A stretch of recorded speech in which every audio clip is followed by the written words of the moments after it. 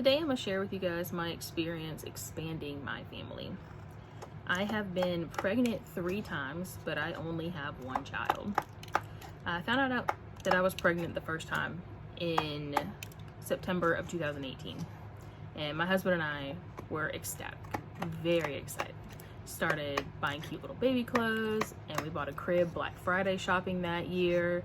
I was starting to research products, different baby products and postpartum recovery products and everything. We were so excited. Well, the first week of December, we go in for my 12-week checkup and find out that our baby doesn't have a heartbeat. And they hadn't had one for about 3 weeks. My doctor suggested that we get a D&C done. So where they go in and they kind of pretty much scoop out or vacuum out all of the tissue and the blood and everything like that. Devastating isn't even the right word to describe how we were feeling. I don't know, I can't put words on it. It's awful.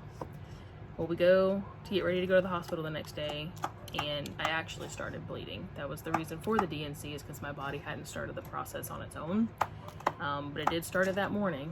We went ahead to the hospital anyway, got checked in, and I'm up in the pre-op room, and the nurse needs to get a urine sample. So I go in there to go, pee in the cup and everything. And when I go to wipe to try and clean myself up a little bit, because I'm gushing blood, there is a large blood clot. It's kind of what it looks like on my toilet paper. And of course, in my grief-stricken mind, I am convinced that I'm holding our baby on this wad of toilet paper.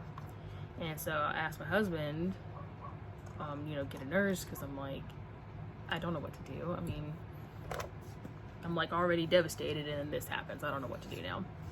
Well, the nurse just says, flush it down the toilet. So I still don't know to this day if I flushed my baby down the toilet or if the doctor threw it out with the biohazard waste. Second miscarriage was not as traumatic. The baby never actually had a heartbeat. There was a blood sac surrounding the embryo, so it never properly implanted. So they just gave me some medicine to cause my uterus to contract, and then I just bled out at home. That experience really wasn't much different than a period, actually.